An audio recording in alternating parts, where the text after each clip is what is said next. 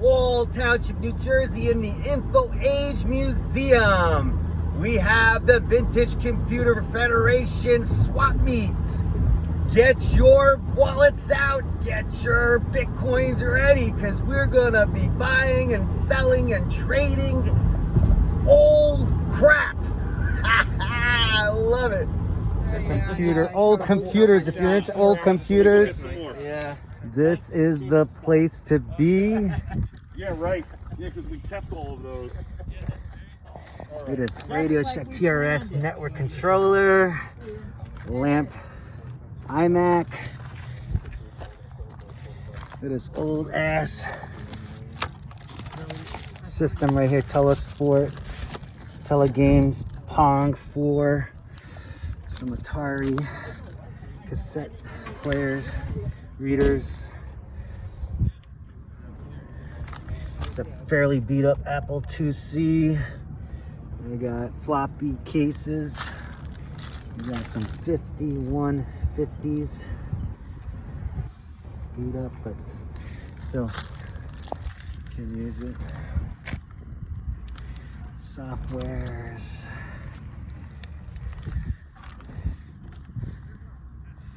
Cool stuff. Commodore 64. Odyssey. Telestar, another Odyssey. Jeff Brace. Wait, hold on. I'm here with Jeff Brace. He is the president of the Vintage Computer Federation. Not the president, vice president, sorry. Oh, vice president, my Vice correction. president. Yeah, okay. Tell us a little about what we're doing today. So we are the Vintage Computer Federation, and this is our first swap meet. We didn't have our regular consignment at VCFEAST because that was a virtual show this year, so we decided to do a swap meet. A successful virtual show. Oh, yeah, Huge congratulations on that. Thank you. Yeah, it was really good and action-packed and a lot of stuff. So we have a lot of stuff we want to sell, and we figured a lot of other people want to sell a lot of stuff too, and so we have this huge parking lot. Look at it. That InfoAge is letting us use, and potentially someday we can actually fill this parking lot. So far, we have about 20 vendors, and it's a great idea. I really, really like it. I think it can definitely grow, and you have a good, strong turnout already. Yeah, and it looks good. People are enjoying themselves. Wearing masks, social distancing. It's out in the open, so it's all safe. Get a lot of volunteers to help out here. So it's great. It's a great way for people to sell off their stuff because a lot of different Hamfests and swap meets have been canceled this year, and so yeah, this is one of the first ones I heard about in place. Yep. So we're glad to have it so we can help out people selling stuff and help us. We're selling some of our own stuff here because we want to renovate our warehouse. We want to get the space sort of climate controlled, so we're just trying to raise money for that. Cool. How can people donate? People can donate anytime at PayPal at VCFED.org. Nice. Any cash donation they want to do. If they need a tax receipt, have to put in your information there in the notes section. Are you taking donations of computers and anything like that? On a limited basis. We're not just going to take anything. If you're ever interested in wanting to donate something to our museum, you could send an email to museum at VCFED.org. to ask about donating something. Sometimes it's too new or not in our scope, or we have too many of them. But sometimes we can use it, or we can just raise money for the warehouse. Let's just say that again. Yeah, so raise money for the warehouse. Okay. Any upcoming events that we could talk about? The next event is we're gonna have is with partnership with System Source. We're gonna have a repair workshop next weekend at System Source. That's where is that located? That's in Hunt Valley, Maryland. Nice. Yes, there's a nice museum there that Bob Roswell has. It's a really fantastic museum. He has a lot of rare and interesting things there. So I recommend people, even if they don't go to the repair workshop. Tell me, how do we find more information about that upcoming workshop? You can go to our website, vcfed.org, and you can go to the events section, I believe. I think off the top of my mind, we have Mid-Atlantic section. We have groups, Mid-Atlantic, and then calendar. So it should be in there. Okay. It might also be on the top banner where we have different events. Okay, you also have your Instagram, your Facebook. Yeah, there's Instagram, Facebook, and Twitter. We're on those. And the museum is still open currently, right? The museum is open Wednesday, Saturday, and Sunday, 1 to 5 p.m. Awesome. Thank you so much for your time. You're welcome. Thank you. All right. Well, at this swap meet, we got lots of shirts here, Jeff. Tell me a little bit about some of these shirts. So this one was from last year. We had Ken Thompson there in 2019, and he invented Unix. One of the guys invented Unix. So this is like a teletype. Nice. Here. So I wanted to design something like probably how Unix was designed back then, probably on a machine with a teletype. Cool. That's a nice one. Anything on the back? On the back, it just shows the dates for our different shows for Pacific Northwest, Italia, East, and West. And Hackaday. Nice. Yeah, well, you have those are sponsor Hackaday and ACM. Thank you, Hackaday and ACM. Yeah. What else we got? And I believe this is the year before, 2018. This was one of our members, Dan Riganti, who passed away about, I think it's going on 2 years now. Little memorial shirt. He had designed a lot of these t-shirts. Yeah, so that's sort of him in his workshop playing with his different computers there. No wonder the shirts were so good. You had a great designer. And then, again, we have, this was before we did the, this was concert style. This was a great idea. We started doing concert style. So that way we have 3 shows. We can do the layout of the from shirt. one to another. Yes. Instead of having a different t-shirt for every show, one t-shirt for all shows. Smart. So this is just an orange color version. So this was VCF West. So this is before we did the concert style. So this was VCF East. Yes, this was my idea to do purple on orange. I like it. Some people like it. Some people hate it. I like it. I like it. Stands out. Traffic cops and security people love it. All right, so that was good. And then this, I believe, was maybe the year before, because we had shifted from here, like Roman numerals, 13. We had shifted from the Roman numerals to binary digits, so like 2019 instead of Roman numeral 13. Okay. So this was, I believe, 2 years before that. Oh, we're going back here, in time. It's a classic. You still can get it. Get yours. Wait a minute. Is that Stuart Chaffee? Yeah, Stuart Chaffee. And I forget. We couldn't get the license for Gary Kildall. I don't remember. But Dan Riganti designed this one. It was kind of fun. That is fun. I think one of these is Compaq, and the other one I forget who it was. But it was like there was Computer Chronicles. The I guy love who that. did the Computer Lib. So I'm just forgetting. Right I remember now. watching that show in the 80s. And I guess we had like different sponsors there instead of like Hackaday. So that was before we had. I like you used the logos. That was better. The red one's cool. Yeah, we got better as we went along. So this one was. All right, so that's 12. So this was 13. That was 13. This was 11. Yeah, it's 11. 12. Mm-hmm. Okay. So this was not Dan. Dan couldn't do it for some reason, I think. And he was sick or something. So we had some other designer do it, and it was the 12th one. So we thought clock. So different artifacts, and that was, it was okay. Not everybody really liked that one, but it was okay. That shirt. I like the red and black. That's a good contrast. So then this was number 7. So somehow we were.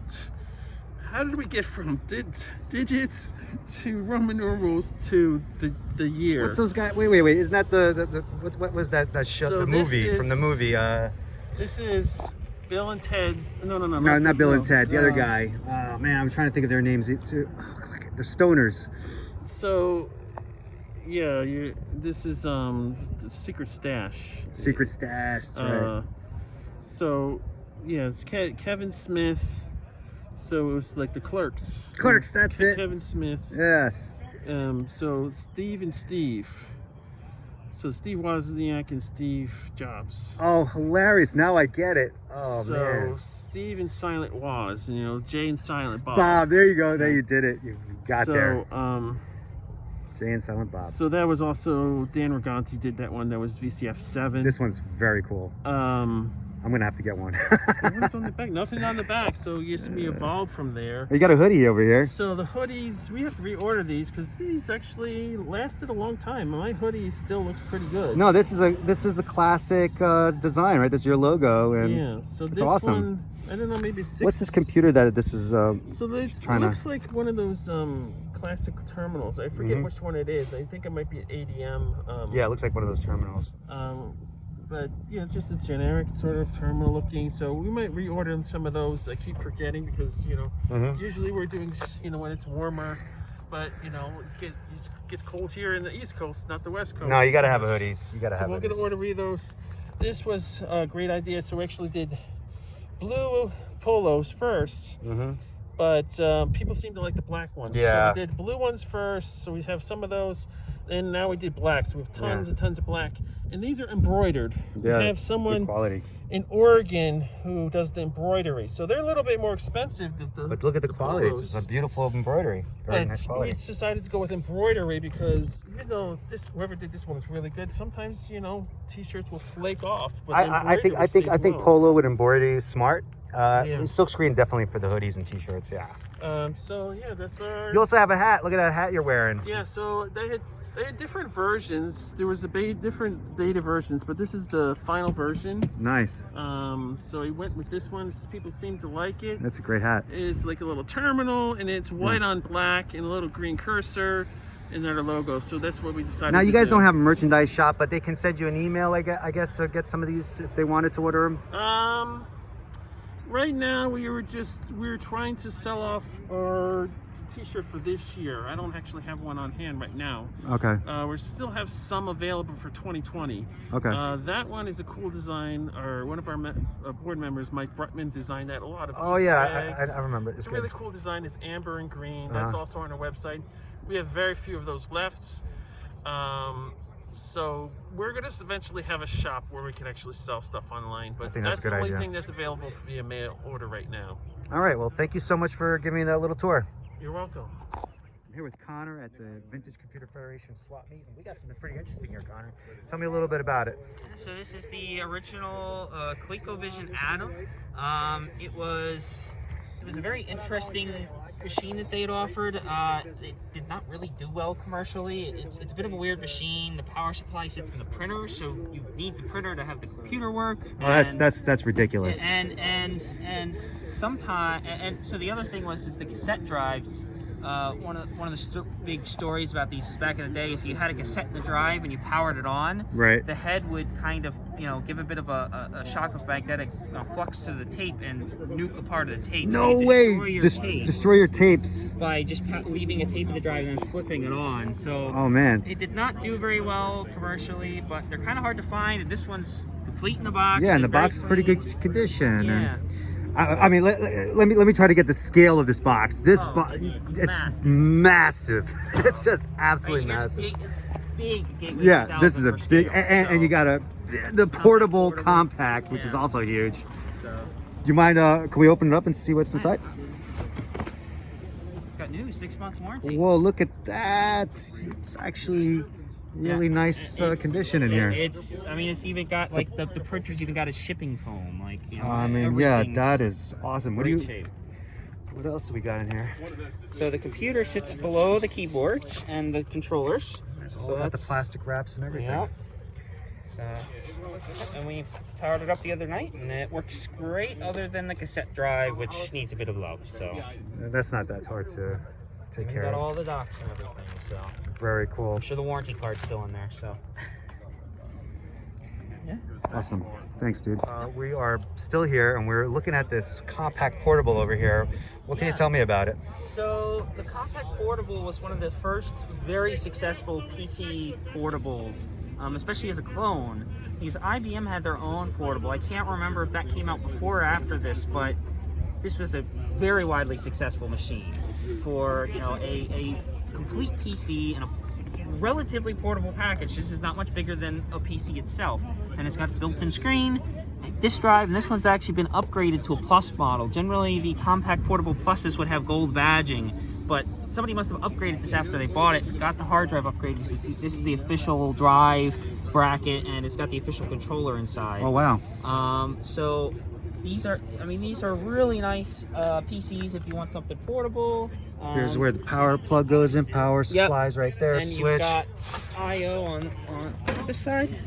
So this has the base printer card, it's got the video board, it's got upgraded to a 6-pack plus or something, which this is another serial port that comes off of this board. So it's memory upgraded and whatnot. Oh, and this slides to cover, right? Yes, and this will cover your stuff. So. And this has got the original handle. Yep, nice leather handle. And then that keyboard would just fold in and then lock in, right? Yep, it's cable just push in and you pull these tabs out and it locks up. Cool, and then let's just see it stand it up. And model it. Yeah, there you go. Portable. Yeah, portable. How much does it weigh? 30 pounds? It's got a nice padded handle. Yes, nice leatherette handle. Yeah, the handle is original. That's what I commented on. Yeah. Oh, you want to open it up? Yeah, let's open it up. Oh yeah, so you can see it's got a lot of shielding, and somebody had But they put all these upgraded this one, put an extra fan in. They But put all these holes in to make it light, yeah, and all the drives. These are silicone filled rubber mounts to try and keep everything. Keep the shocks. Like they actually did a really good job designing this. well, and they were widely successful. I mean, like they were. Well, clearly, because Compaq lasted many, many years. Yes. All right. Connor, thank you so much for your time. Absolutely. How do we reach you, Connor? I'm on Twitter at Connor Krukowski, which is ConnorKrukoski, or you can go to YouTube and search Mainframe Kid, and there's a few videos of me. So. Oh, nice.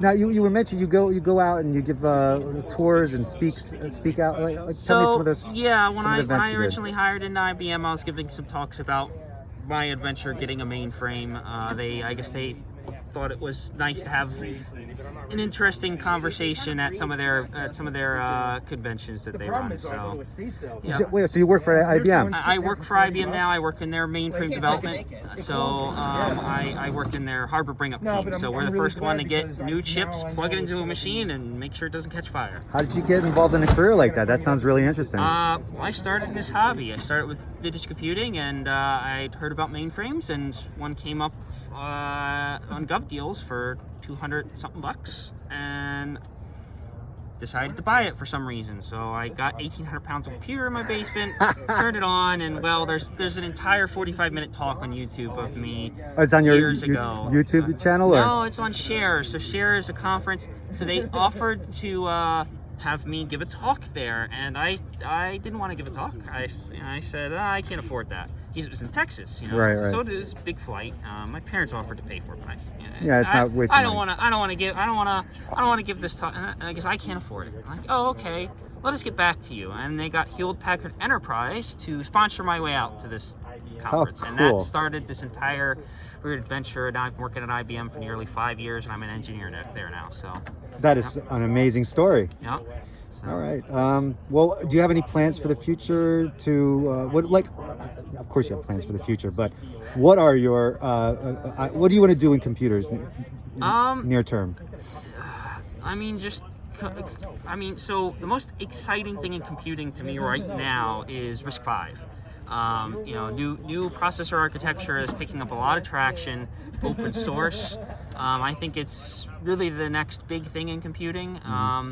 So it's really nice to see a change up ever since x86 has taken over, been around for a long time. So Intel's losing some of its prestige and power and. Well, x86 isn't really. Because of course, x86 as a whole, right? You have to also think of AMD. AMD's been doing great, so x86 isn't going away anytime soon. But with the efforts that the ARM tried to take server market share, and that didn't really do well. But RISC-V is kind of quickly picking up steam, and I think it's going to displace ARM in a lot of markets. And then, in I think within 10 years we could see RISC-V smartphones at some point. So. Oh wow! So go portable with it. Yep. Yeah. So I think we'll start seeing RISC-V displace ARM. In What's the advantages of it? Is it the price point? Is it? So for corporations, it is price point because it's open source. So they don't have to pay any licensing fees to ARM Holdings, or somebody. So they can just take the architecture design, booklet off the internet and design their own, or they can go to a company, who specializes in core design, just like you do with ARM, and pay them to help them design their own SoC. Is this chip diagram like? So it's an architecture. So it basically just tells you what the instructions are, how the chip executes, what should happen with the chip, how it's architected. How do you protect it from being penetrated and hacked? So that's the thing about open source, right? If there is a problem, it's completely open source. Somebody can make a request to say, hey, there's a bug here, you need to fix this. Whereas a lot of closed source architectures, it's very difficult to get a hold of a company. Only recently have bug bounty programs and all this stuff been introduced.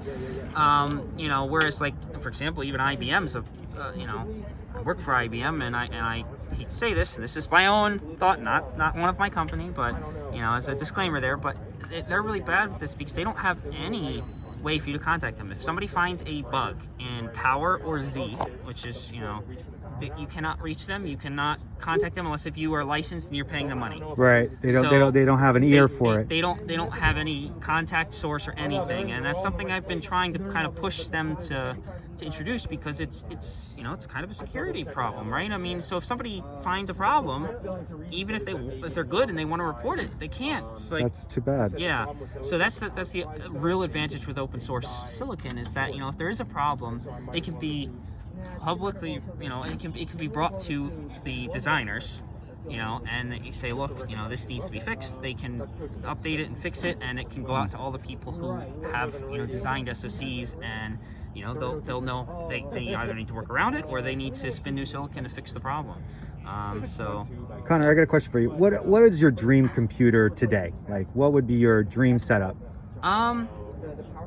Today, if I'll be honest, is probably an AMD EPYC, one of their server line processors, nice board with, nice workstation board, something that I can buy now and not worry about for 10 years. But I'm running a first gen Ryzen and it's still going fine. Like, I mean, I feel like computers last longer now than they did back when I first started. Well, I think people buy computers that are way above what they need right now. Absolutely. And of course that lasts them a very long time. And the increments we're making in processor, speed and technology, really a lot of it's in just small architectural changes, right? Gigahertz aren't changing much. Oh, that's what you're meaning. Okay. But like something where like AMD introduced with their graphics cards and their processors, a change in how PCI Express works in the fact that they can address all of the memory in a graphics card directly over the PCI Express bus. Because before, the way PCI Express worked, you had, what is called PCI Express bars,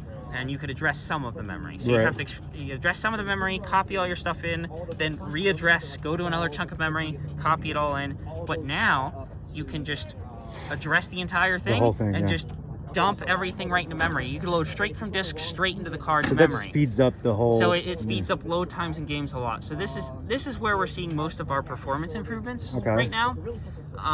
But even then, they're still incremental, right? It's small changes. It's not massive changes. So I mean, computers. I mean, most people probably get at minimum 5 years out of their computers now, whereas back in the day there were lucky if you get a year, 2 years. Huge architectural benefits. Sometimes within 6 months it was like your thing was already outdated. Yeah. So I mean, and it's fantastic. It's a great time, to be computing. Yeah, so that's part of what I do is I go to Trenton and I help teach underprivileged kids and homeless 3D modeling, and I keep telling them you don't need the latest and the greatest. You can actually use older systems. For CAD stuff, whatever's integrated, Intel integrated graphics are fantastic nowadays. You can play both games, and in fact, my roommate got one of the like high-end Samsung, ultra thin, ultra portable ARM-based, laptops that ran Windows, and he was playing like an 8-year-old AAA game on that through Steam's like translation library to run an x86 game on ARM, with the ARM graphics, like something that would be in a smartphone, in a laptop, and he was playing like an 8-year-old AAA game on low settings, mind you, of course, but it ran fine. He played the game. Like, it is amazing how performant computers have gotten, and you really do not need much to do CAD or anything anymore. I mean, people used to do CAD on this. I mean, like, and it would be, AutoCAD used to be, you would punch commands in on a line, and you'd have to visualize all that in your mind. If you want to render something, you'd click a button, and it would spend like 30 minutes drawing out a wireframe diagram on the screen. Wow. And then you get a basic idea of what you just did. Wow. And, maybe if you had a fancy plotter, you could plot that. But yeah, I mean, you really do not need much today. You can get an off-the-shelf Dell small form factor and do all the CAD work in the world. So if somebody got a very low budget, wanted to grab a computer, what do you would say would be their minimum specs to get today? Probably a 4th gen i-series, Dell's small form factor. So, go find, locally on Craigslist or whatever, or on eBay, just look for a Dell or, an HP or some kind of, office machine that's, full tower, got PCI Express slot, so you can upgrade the graphics if you want. Just get like an i5, or if you really got some extra money, i7. You slap an SSD in there, and you've got a really decent machine. I mean, and those Dells will run forever, and, an i5, i7 is more than enough for somebody getting started. Thank you so much, Connor. Absolutely.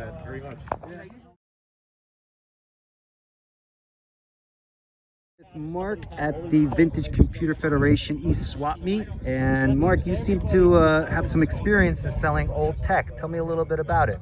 Well, I got into computers, 90s, and XT and 286. Well, they don't realize and I was in Edison and bought a couple of bags of cables off a guy at the Market Pro or one of them shows. And my buddy and I went to the TCF down 20, 30, 25 years ago. That's when I got into all this crap. And now I usually sell at Hamfest, ham radio guys. Okay. They still play around with the computers. They do. They buy a lot of computer stuff and buy a lot of electronics. And that's what I got. So tell me a little bit what you got here. What do we have here? Memory, USB to serial. That's everybody wants them still. Drives. Antique stuff. This is never found anything about it. This is a very early CB radio. Wow. And this is like in the 50s. They changed the frequencies or something like that. So you got transmitters and receivers and a receiver. Cool. And this is like an old radio? Yeah, it works. I just got to wait for my buddy to give me some power. Surprisingly, it fired right up. You sold the cherry switch I keyboard? sold the cherry switch. I don't know what's in the reveal. I should probably sit around and Google it for a while and see what comes up. All right. Microchannel, VLB. Now, since you've been doing this for a while, what have you noticed about tech? Tech? Yeah, just in general, since you've been like doing this kind of trading, what are some of the trends that you noticed over those 25 years of being? All this crap's not worth anything anymore, except for vintage collectors. That's my take. I used to make good money on this. Now it's more amusement. More just like you just still enjoy doing it and meeting people. I mean, back in the day, I used to rent a box truck and make a couple grand on a Saturday. Wow. And then I make a grand on Sunday, but that I usually bought. But now, I go to QCF. If I make $400, it's a good day. Okay. All right. It's gone. Thanks, Mark, for your time. I really enjoyed seeing what you got. And I'm enjoying myself today. Yeah, it's a beautiful day. We're gonna have fun. You know, buddy. Thanks. It's the way it is right now. I'd say $50. Okay. If it's done and working like this one, probably 100, 120. All right, thank you. You have any interest? I gotta sell it. Yes. I hear you. I gotta make money to spend. That's all I can say. I'm here at the Vintage Computer Federation, and what's your name, sir? I call myself Radio Wild. I have a YouTube channel. My name is Bob. Let's take a look at that. All right. That's a picture of me and my wife when we were dating, and Oh, that's it's beautiful. got a picture of my car there. Look at that car. That's something. Tell me about that car. 67 Buick Sport Wagon. You can have this, by the Oh, way. thank you. It was actually made the same time. Oldsmobile made the Vista Cruiser wagons, Oh, it's a beautiful. and they're kind of rare. You never see them around. I've never seen that. I got this 5 years ago. I've always played around with old cars, and when I wanted to get something different. Yeah. Because we go to burger cruise nights, you know, Yeah. and we have people that we know that have old cars. I just wanted something different. Yeah. So I said to my wife, I said, let's get a station wagon this time. And I looked long and hard, and I settled for this. Nice And one. when I saw the roof on it, I said, I gotta have this thing. So, and you got to have tubes, and my man, you have a tube collection I've got two. that'll make that Canadian guy. What's that guy's on that YouTube channel that he? Oh, I know who you're talking about. Mr. Carlson. Mr. Carlson's lab. He would Yes. go nuts for this. Yes. You would have Well, Mr. Carlson all you know, excited. The tube thing started out frustration for me. A little over 10 years ago, I went to a ham fest. I'm a ham also. And what happened was I was working on a old radio project. I needed a tube. Found a tube. Guy said it was good. I bought the tube, brought it home, put it in the radio, and the radio did nothing. So take the tube out, put it in one of my many tube testers. It was dead as a doornail. Oh man. I said, you know what? Because I got to thinking, not selfishness for myself, but I'm thinking for younger people. I'm in my 60s, and it's hard to get younger folks interested in this stuff. And I get younger folks through my channel, and also I run into them at different meets and things like that. And even people are retired and on fixed incomes. So I try to bring stuff out so I can make a little bit of money, but not, What are some of the harder to find tubes that you have? Like which ones are the rare ones? earlier stuff, like for example, I have this segregated. These are battery tubes right here. I'll pull one out so you can see what I'm talking about. This is an 01A. They come in 201, 301, different. It depends on the manufacturer. And these went into battery radios from years and years ago. And these guys are getting harder to find. Isn't that pretty? It's so pretty. I was just gonna say that is beautiful. And even I left this sticker on there. There's a date on here. Usually people would pull these tubes out and take it to a store, Right. and they actually do the testing, and they put a label on it with the date. This says April 9th, 1930. That's so neat. And I've tested it again, and it's a nice strong tube. Yeah. But these things a couple years ago were selling for like $12, $15. I'm trying to get $7 for this tube. That's so cool. And it's a good tube. And then this got my attention right here. The This bullhorn. that is so cool. RCA started making these in '49. They actually made 3 different types of radios. They were just different designs. This is the most desirable. They call this the bullhorn. Now the bullhorn, what happens is that sometimes these have cracks and things in the horn part. There's actually a speaker behind this. This is just a injection molded plastic Ornamental. ornamental horn. It does nothing. Right. But there's always cracks and chips. There's very few flaws in the plastic. And what this happened in the 50s, RCA actually, they came out with the 45 RPM records in 1949. Right. So they made a lot of standalone 45 players. What happened is some of the 45 players had built-in amplifiers and some did not. So the ones that didn't, you could buy a radio similar to this, and on the back, there's actually a phonograph input that you would actually plug that in. I can't see it from here. I see it. You see it? Okay. Yeah. So you plug that standalone 45 player into this and play it. So neat. What else you But got you over can here? also, if you've got go ahead. like your Apple phone that you're holding right now, Yes. recording me on, if you have any MP3 music in there, You can run it through? you could play it through this, and then you would literally have, not stereo, but you'd have really Right. nice hi-fi tube audio. That's awesome. So So we got a couple other nice pieces you got here. you want me to keep talking? Okay. Yeah. Well, this is a Crosley. Crosley was an unusual manufacturer because they made appliances, they made cars for a while. And this is a battery set, and I'm going to turn this right now, it's playing. You have to take my word for it because I don't want the YouTube police to bang it. But I'm going to turn this guy around. I'm going to open it up, and I made a battery pack for it because they don't make them anymore. You do nice work. So this radio is heavily modded. Clearly. I got this thing. The speaker and the audio output transformer was no good.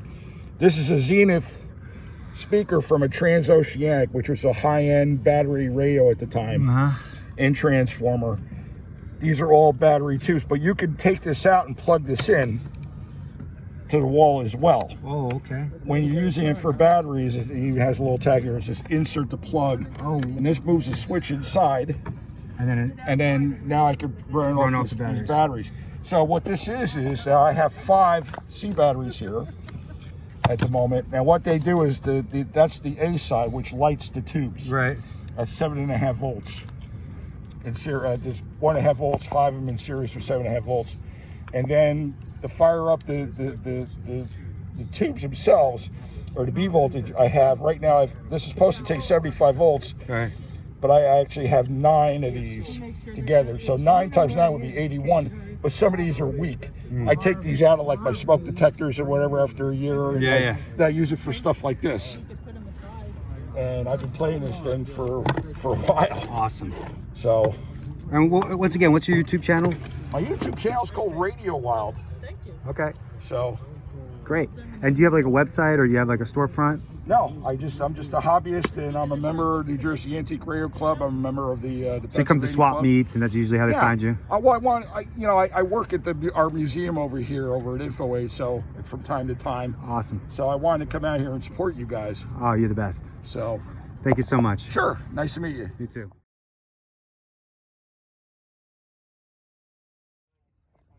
I'm still here at the Vintage Computer Federation Festival swap meet, and you have gotten this. I thought I had the steal of the day, but my man Ryan, why don't you show us what you just got? I just got this box CD32 for $75. $75. Guy said it works too. Sick. And the VIC-20 and the box Commodore 64, how much you pay for those? $10 each. $10 each. This is what it's all about, baby. Vintage Computer Federation Festival swap meet. Ryan, thank you. Welcome. Aquarius, $100. That's a nice deal. The Yeah. whole thing. All right. Yeah, that's worth it. Yeah, I'm not going to argue with that. I don't find those things every day. I may have to go back and get some more cash.